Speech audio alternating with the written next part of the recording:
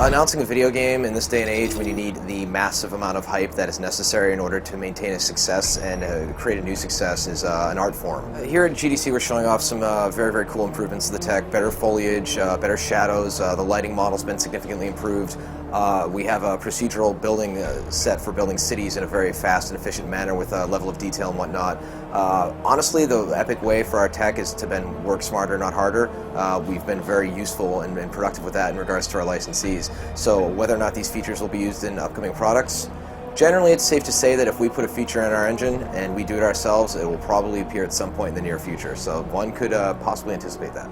I find motion controls to be very interesting, very compelling. The ones that I personally like the most are the ones that are more Natal-like, that I don't have to have yet another plastic controller sitting on my coffee table cluttering everything up, that I can just fire it up and do very, very cool movements and have interesting results.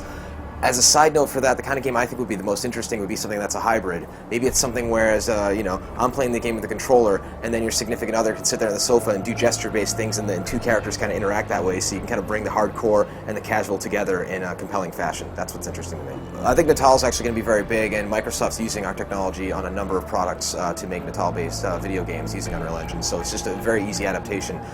For instance, the game demo where you're hitting the balls that they had at E3 this past year was actually running on our tech.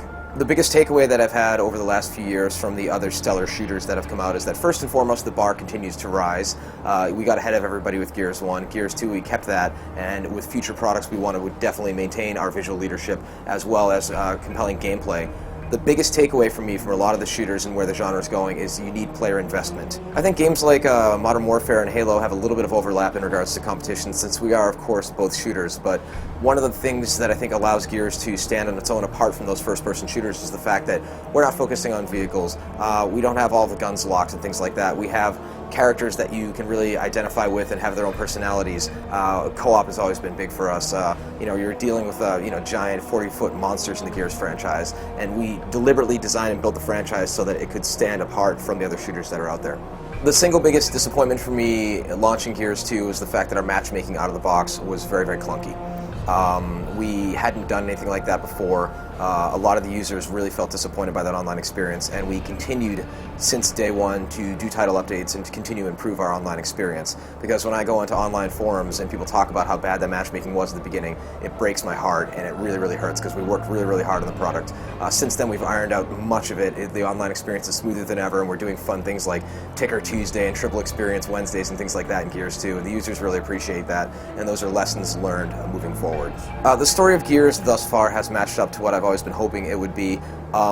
Gears always has a lot of those elements in the background of sadness and loss and redemption, and it always breaks my heart that people just identify with the big buff characters and they glom onto that and latch onto it so much, whereas there's really a lot to be said in the background of what really happens in the world. Things that I would do differently in the past as far as how we approach the characters in Gears, it's a very interesting conundrum there, because in the past we weren't that confident in our storytelling abilities, and as we've progressed in the last several years we've become more confident with the things we could pull off.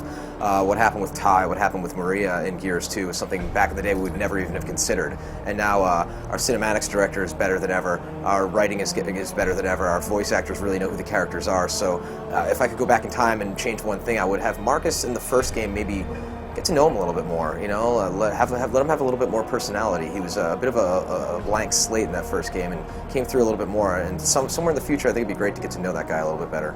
IGN, I believe it was last year, did an article kind of comparing Gears to Halo and saying, if Gears was to is to make the leap to become as big as Halo, here are the things that we would consider doing.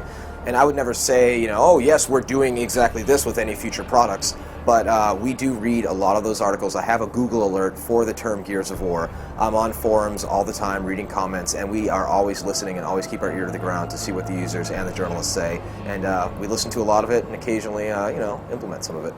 I think Gears still has a lot of growth. I think Gears is a huge, wonderful franchise that's been very successful for us, but I think we can always try harder. I think we can always have better online multiplayer. I think we can make a game that's stickier and sticks in players' heads more. I think we can tell stories even better, and we're perfectionists, and we always want to try harder, and maybe there'll be some announcements in the future that'll kind of tease into some of that stuff.